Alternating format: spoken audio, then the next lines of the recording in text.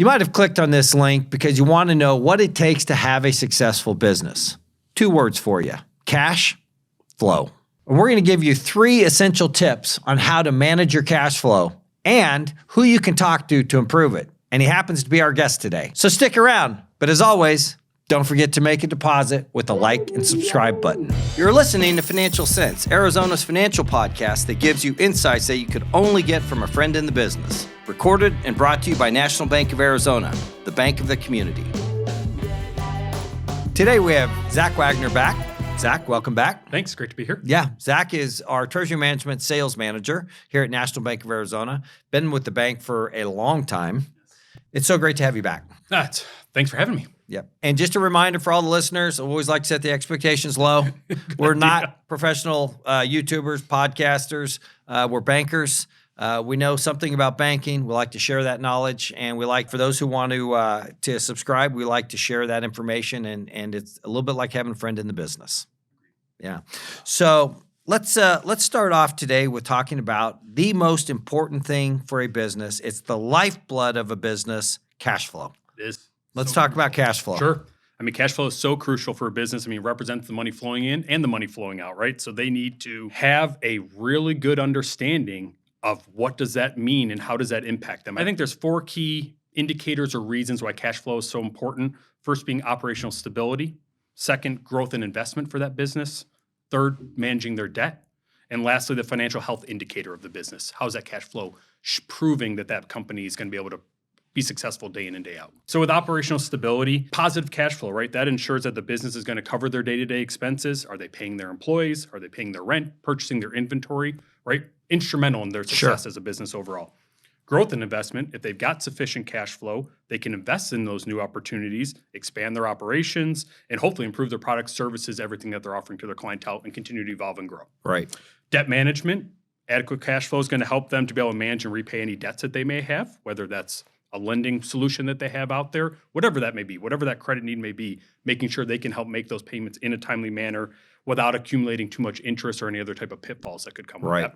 And then with a financial health indicator, yes, cash flow is a really great tool to just kind of be able to balance the financial health of a company, not just the profitability alone. I think sometimes we just think, hey, is the company profitable? Right. Which is important, right? But do they have that consistent cash flow to make sure they're maintaining that as they move forward? Because a business can be profitable on paper, but they still may fail if they don't have enough cash coming in to meet the day-to-day needs. Yeah, I think the one big takeaway for me out of that is, and this is for small business owners, especially newer business owners, profit does not equate to cash flow. That's correct.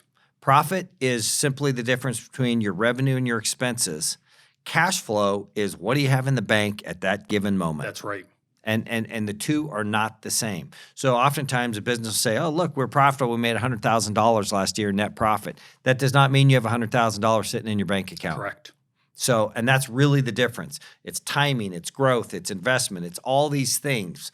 Cash flow is it's complicated, but at the end of the day, the ultimate outcome is pretty simple. You either have it or you don't. That's right. Yeah. Money's coming in and the money's going out. That's right. Do you have it? So we've talked about cash flow being the lifeblood. Right.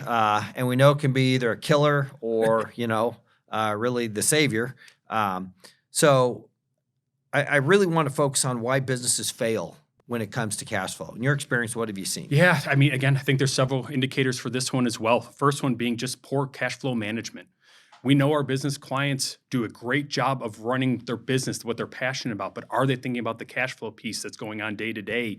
And if they're struggling managing that and not keeping up with it, it's going to lead to some very negative things down the road for them if they don't have that understanding of the cash flow patterns that are coming in and out of their account, Right. Having a good grasp of that, and then planning for their future cash needs. That's going to be very impactful potentially. Another one, are they starting with sufficient capital? A lot of our clients may think, oh, I've got this nest egg. I'm going to be able to start up this new startup business, but is it potentially too little money? And then they're already behind, right, the 8 ball from the beginning, which could lead to immediate cash flow issues because they just don't have that money coming into the account. Right. If they have credit solutions, what are those payment terms? If they've got long payment terms, whether that's for the credits that they need to be paying off or what are they doing with their clients, that's probably even more important. So as they're expecting money back for the goods and services they're providing, are they managing that diligently and saying, hey, if you pay within 30 days, here's a discount rate that I'm going to apply. That way they're not waiting 60 or 90 to get that payment for something that they gave them today. That's right. Something very important for them to manage as well. Do they have high overhead? So they're really big fixed costs when it comes to their type of business, whether that's rent, the salaries for the employees. I mean, that can drain their cash reserves really quickly and then impact how they're managing the cash flow going forward there as well. And then you always got the economy. The economy is always going to be a factor. That seems to ebb and flow daily and changes daily as well. Right. But if there happens to be a recession down the road, could that impact their cash flow by reducing their sales and then increasing their costs on something else? Something they need to be thinking about long term as well to make sure that they're successful. Yeah, boy, those are really, really good points. And you know, the the sooner that a business gets their arms wrapped around those key elements, the faster that they're going to make sure that they're, you know, around for that next month, next year, and hopefully continue to build I agree, that but business. then becomes part of their routine, right? So That's yes, right. they're evolving with it, but now that's just part of their That's right. day-to-day of running their business That's and right. not a ancillary thought that's maybe in the back burner. Yeah, well put. Let me follow up on number 3, the payment terms, which in my mind is timing, right? Timing of when we expend money to deliver the service or create the product for our customer, and then from the time that we spend that money to when it comes back in us getting paid. That timing is so critical, and I'm specifically thinking for small businesses, landscaper as an example, that has done the work, and maybe they get busy. Maybe they're working on a big project, and they don't send out their invoice in time. They don't. But that timing, as it grows, what does that do to a business? Yeah, it can be extremely impactful, can it? Right. Right. So I think all of our business clients need to be very cognizant of that and just make sure that they are monitoring their cash flow regularly. I think that's one of the key cash flow tips for any small business out there is, are they monitoring their cash flow? And that's as simple as logging into online banking every day, Brent, and making Right. sure you're managing what's coming in, what's going out. Let's look at that activity and have a really good grasp of where we are every single day and making sure that just leads to that success down the road. I think that's outrageously important. They could be using financial software. They could be using different types of spreadsheets. There's a lot of technology out there to help our business clients, regardless of their size. And if anything, it's going to help them anticipate shortfalls, right? Are they seasonal? That could be a big factor. And they want to make sure that they're making informed decisions before something becomes critical. And then they've got an issue. So there's Zach's pro tip. Small businesses, every day, build a discipline. Go into whatever tool you're using, whether it's online banking with an invoice, get paid, auto books that we provide, or e-invoicing for larger clients. Go in and make sure you have the discipline to look at that. Don't be the ostrich with their head in the sand. That's right. Do not wait for that bank statement to come in the mail. Or that wait till banker you to get- call. Yep. Or you get an email saying, oh, your bank statement's ready to view. Like, Right. hopefully you're very well aware of what you just did in the past Yeah. 30 plus days. And that is just a record for Yep. you to have. So Zach, we've talked a lot about cash flow, but I want to go. I know you have 3 essential cash flow tips. So let's list the 3, and then we'll delve into each one. Okay, that sounds great. First one, monitoring their cash flow regularly. Okay. So that'd be number 1. Okay. Number 2, optimize receivables. And the last one is building cash reserve.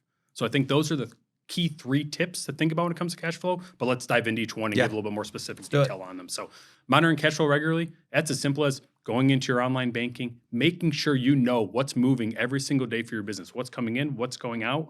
Maybe you're using a sophisticated financial software. There's so many different tools out there for our business clients, regardless of their size. Just making sure they are able to track their cash flow consistently, and more importantly, identifying trends, right? So are they a seasonal business? Do they anticipate any shortfalls? And then from there, they can make those critical decisions before something negative were to occur. Right. One other thing on that monitoring cash flow that I think is just really important, maybe not directly on the cash flow topic, is that's going to help you with fraud management too. You're going to be able to see if anything odd or quirky is that's a going good on with point. your activity, and you're managing that daily, not down the road where maybe you can't have an impact on it if you're waiting too long to identify that. Right. Optimizing receivables. How do our clients want to accept that money coming in? So many different payment options for that. Do they want to accept credit card? Do they want that coming just via check? Or do they want to go down the electronic path? All great things for our clients to think about, and for us as their banker to help them provide different solutions that may work well for them. So we've talked about our auto book solution and invoice to pay, e-invoicing and payments. What are their best ways that they could then make sure they're getting that money in effectively and in a timely manner and maybe even offering discounts depending on the form of payment to ensure that's helping their cash flow cycle and for them to stay on top of everything. And then the last one, building a cash reserve. Now, maybe not simple from day one for a small startup business, but as soon as you have some portion of your profits that you potentially could set aside, is how could you potentially maximize that? Right. So is that opening a money market account, saving CD, some of your standard banking services? Maybe they want an investment suite vehicle. We see a lot of our business clients leveraging that, gives them liquidity of their funds, but earning a higher yield on their funds that they've worked so hard to get. Right. Those are great dialogues for them to have with their banker and talk about, okay, I have this set aside. What can I do to make this worth its while and make some extra off this to help my business be successful down the road? But keep it so it's liquid enough if you need it, if the business needs it. Exactly. Right. So they got to make those determinations That's up front. right. Can I tie this away for a long period of time? Do I need it daily? Right. And that's going to impact Right. the type of yield they're going to receive. But as a bank, we're going to be able to offer various solutions and then let our business clients make that determination what's going to be most successful for them. Yeah, I think those are three really essential tips, and I'm hearing a lot of really good tips in this podcast, in this episode. But my experience, I want to share this is that there are things that move very fast in a business, and there are things that move slow. One of the things that moves very fast in a business is cash flow, and when it gets going in the wrong direction, businesses will literally have very little time if they don't have these type of tools and techniques implemented. They will find themselves in really dire straits really, really quickly. And from a credit or lending standpoint, banks don't love clients that come and have put themselves behind the eight ball. That does not speak well of management, does not speak well of planning. So my recommendation to businesses is make sure that if you understand one thing in your business, understand cash flow. And you're providing the tips and techniques to help them do that. So I think it's incredibly valuable. I mean, Brent, we know our business clients could go look online and try to find any tips and tricks out there, but leverage us as well, right? We have a lot of experience in the industry. We want to do that. That's a big part of National Bank of Arizona. We want to be part of those dialogues and provide those solutions. So we've mentioned credit cards, we mentioned invoice tools, receivable solutions. How do small businesses get access and utilize these services? One, I think go reach out to your banker. Let's actually have a sit-down meeting and talk about this, right? It's not going to be a product push. Let's talk about your business, and then we're going to help provide solutions going forward with that. So if you have a local banker, I think that's a great point of reach out. If you don't, visit our website. You're going to be able to find contact information there, and we're going to be able to schedule that type of appointment, have that type of dialogue, and start building that relationship as we go forward as well. Zak, thank you so much for coming back for episode number 2. My pleasure, Brent. This was great. Yeah, just incredibly valuable information for cash flow. And as we said, absolute lifeblood for businesses. You have to understand your cash flow. And I think we've really provided some great content and information for small businesses. So thanks again for spending your time and sharing your expertise. Really appreciate it. I think great. I'm gonna let you think about that, Noah. Could be a genius. Could be a genius.